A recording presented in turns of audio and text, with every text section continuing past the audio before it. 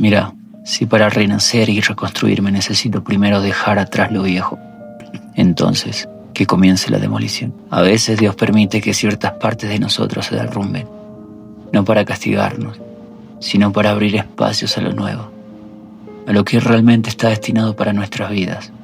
Esos muros, hábitos o miedos que creemos que nos definen, quizás solo nos están impidiendo crecer. Destruir no es perder, es limpiar, es crear un terreno fértil para que lo auténtico, lo verdadero y lo bendecido pueda seguir. Así que confío y dejo que el proceso siga su curso, porque sé que después de la demolición vendrá la reconstrucción, más fuerte, más sabio y más en paz con lo que soy.